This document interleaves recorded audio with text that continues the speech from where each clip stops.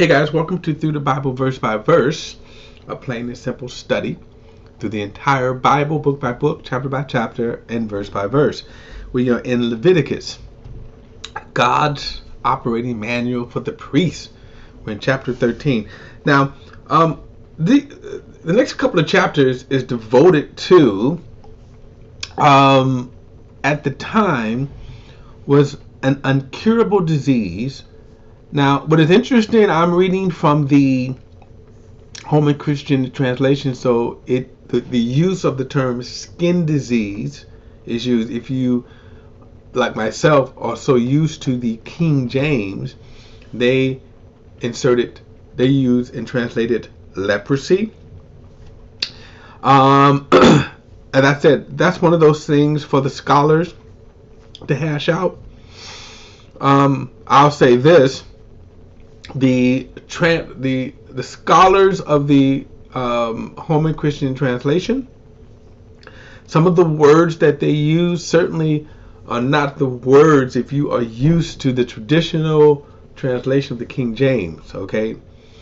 But they would say this is, to the best of their knowledge, the proper translation. Again, I'm not a scholar, so I'm not going to get into that. But the reason why I'm saying this is because when we read it, since I'm reading from the Holman Christian Standard Translation, you're going to see skin disease instead of leprosy.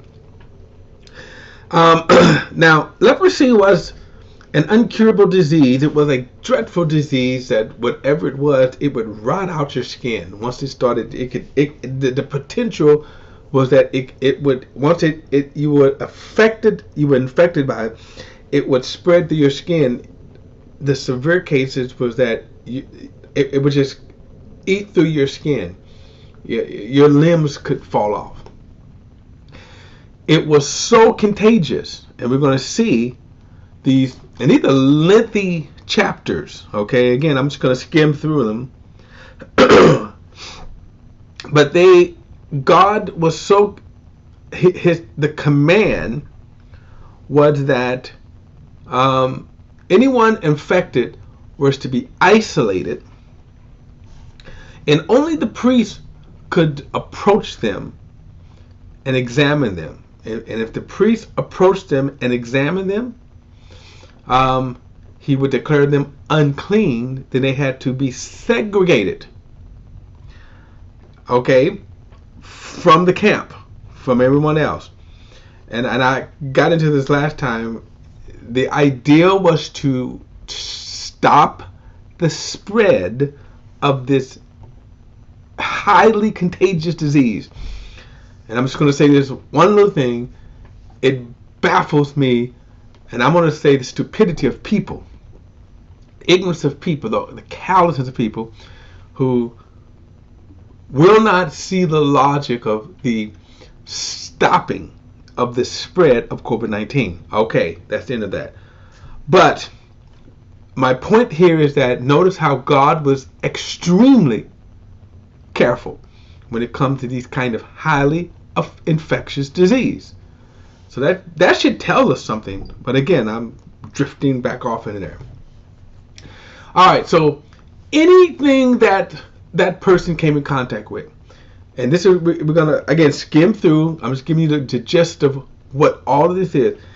So once a person was even suspected of having leprosy, the priest would examine him, and if he found it true, he would declare them unclean. The house that they lived in had to be scrubbed. Anything that he came in contact with, his clothes, everything, had to be thoroughly washed. If it was severe, even burned. So anything you came in contact with, people had to stay away from it. And that's what we're going to see with this, how they treated leprosy. Now, there's a cure for leprosy today, but just like,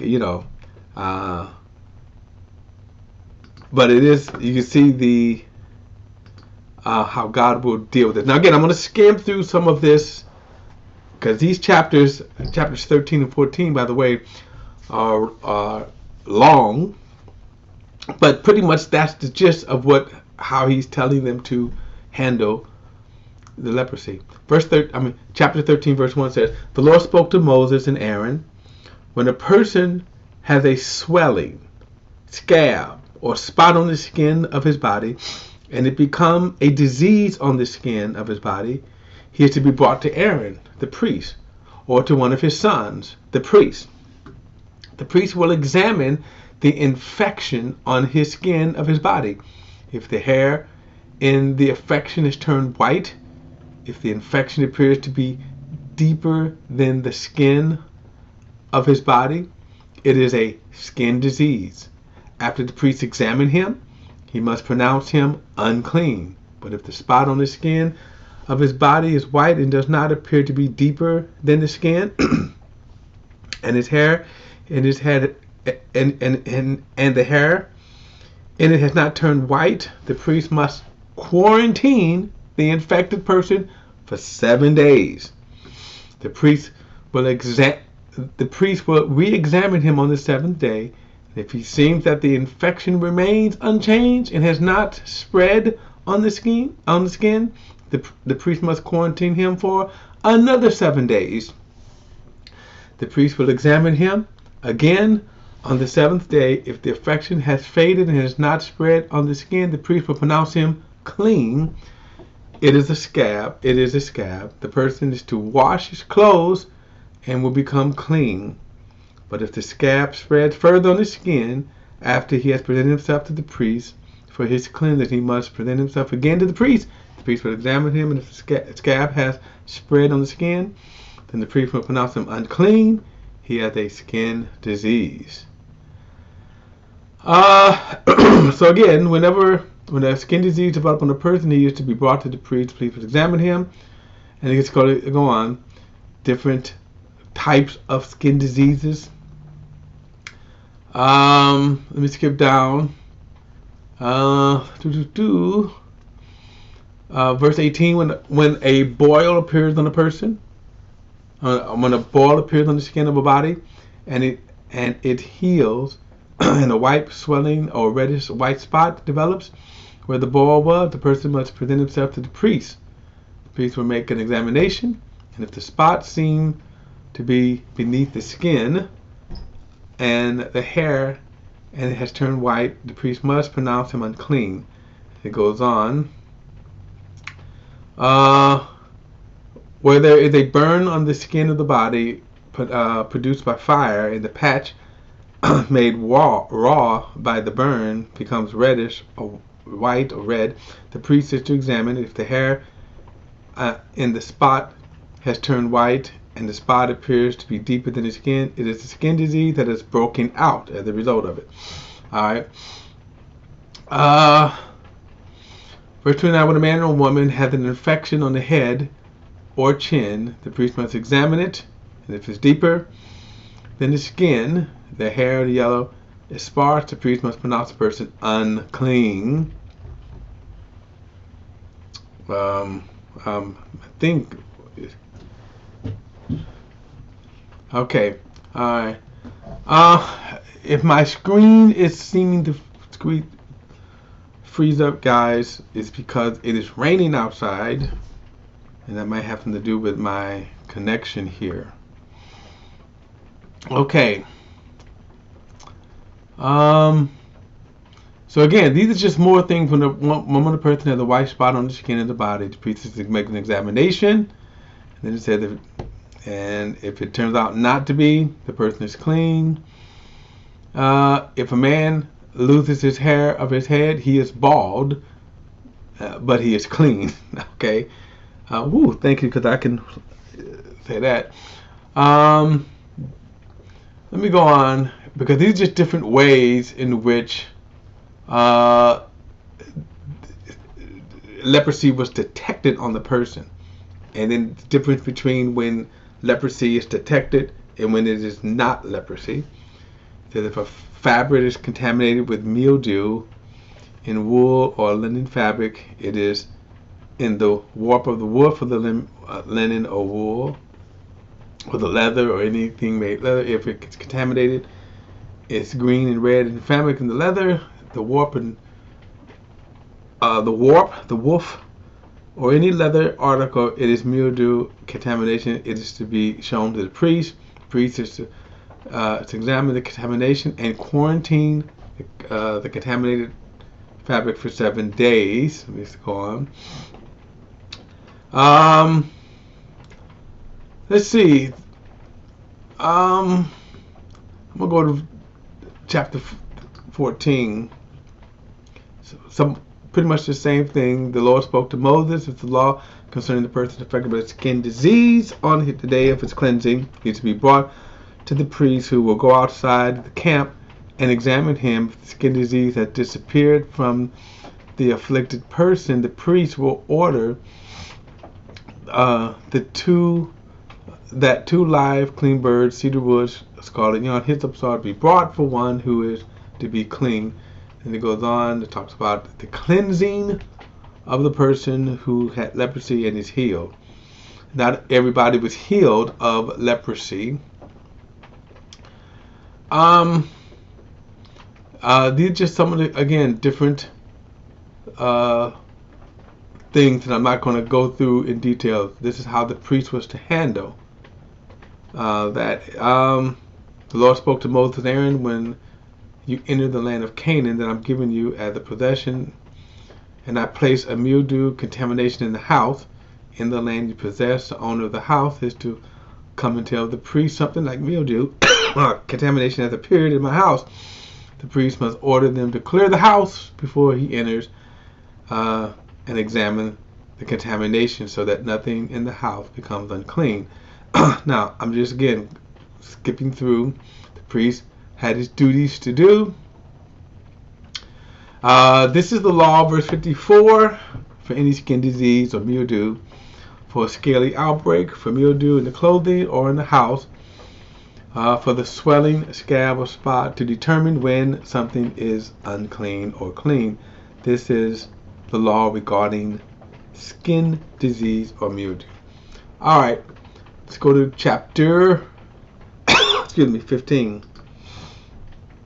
Now, this is going to be interesting here. Bodily charges.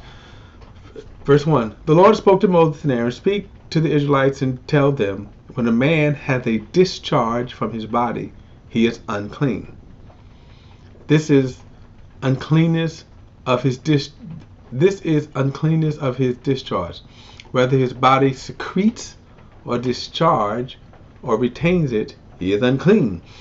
All the days that his body secretes or retains anything because of his discharge, he is unclean. Any bed the man with the discharge lies on will be unclean, and any furniture that he sits on will be unclean. Whoever touches his bed is to wash his clothes or bathe with water, and he will remain clean until evening. Whoever sits on the furniture that a man with a discharge was sitting on is to wash his clothes and bathe in water, and he will remain unclean until evening.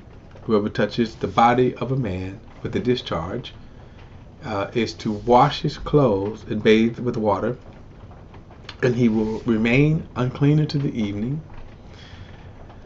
If a man with a discharge spits on anyone who was unclean, he is to wash his clothes and bathe with water, and he will remain unclean until evening. Now, when he says anyone who spits, doesn't necessarily means that the man, spit on purpose.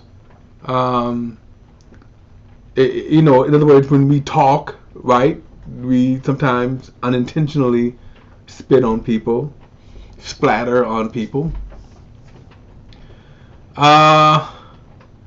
Verse 9, any saddle the man discharged with, he touched anything with his clothes. I think we get the just here. I want to get down to verse 13. No, let's see. This is what he's supposed to do when he's been cured. Now, verse 16 is what I want to get into before we run out of time. This is going to be interesting here. Okay? So, verse 16. When a man has an emission of semen. Now, first and foremost, let me just say this here. Notice, yes, the Bible talks in plain language. I don't know where and sometimes at what point in society that we thought that these kinds of language was not proper, or to whatever it is that we thought.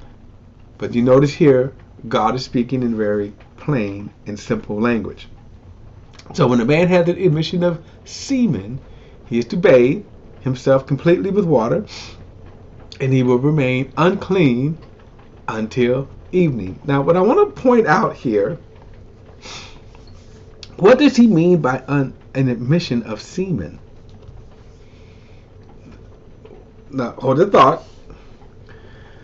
Verse 16, any clothing or leather on which there is an emission of semen must be washed with water, and it will remain unclean until evening. Right? Okay, now look at verse 18. If a man sleeps with a woman and hath an emission of semen, both of them are to bathe in water, and they remain unclean until evening. Now I'll go back to verse 16. When a man hath an emission of semen. Now, I just kind of brought this out because there are two different cases here. One actually is sexual relations when, the natural culmination is an emission of semen. But what the heck is verse 16? He doesn't go into it, but obviously it's kind of open in. Whatever caused the emission of semen. All right. Just kind of want to throw that out there. But it is interesting here. Why? Because men do have emissions of semen other than sexual relations. So that's the way the scriptures dealt with it, right? So let me move on. It says when a woman had a discharge, verse 19, when a woman had a discharge and it consists of blood from her body, she will be unclean because of her menstruation for 7 days, or she's on the period, we would call it. Anyone who touches her will be unclean until even anything she lies on during her menstruation will be unclean. Keep this in mind too. Remember, during this time they did not have feminine products, right? And the kind of clothing that we have too, by the way, that would actually kind of protect the spread of that. Okay? So today our products are a lot better that would cope for that. I wonder if the law would have continued unto this day, what kind of amendments would have been made with this? Because, like I say, a lot of this today, even with just medical, right? We have already procedures built in. Okay? Everyone who touches any furniture she was sitting on, verse 22, is to be washed his clothes, wash his clothes and bathe in water, and he will remain unclean the evening. For discharges on his bed, the furniture she was sitting on, when he touches it, will be clean until evening. If a man sleeps with her, and blood from her menstruation gets on him, he will be unclean for 7 days, and every bed he lies on will be unclean. Now later we're going to see that there is going to be a very specific command that there is no sexual relations during a woman's period. Verse 25, when a woman has a discharge of her blood for many days, though it is not the time of her menstruation, or if she had the discharge beyond her period, she will be unclean all the days of her unclean discharge, and she is doing her menstruation.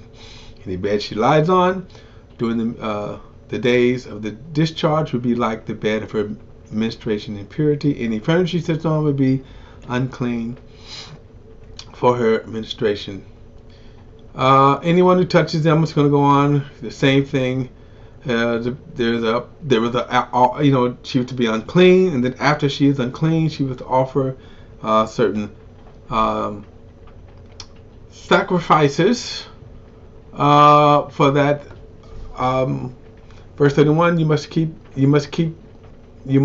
the Israelites from their uncleanness, so that they do not die by defiling my tabernacle that is among them. This is the law for someone with a discharge. If a man had an emission of semen, becoming unclean by it, a woman who is in her menstrual period, anyone who has a discharge, whether male or female, a man who sleeps with an unclean woman. So that's kind of the summary of that chapter. All right, so that's kind of an interesting chapter, especially the ones about emissions of semen. All right, okay, guys, we're gonna pick it up in chapter. Where did I go here? I'm gonna pick it up in chapter 16 next time. I will see you then. All right.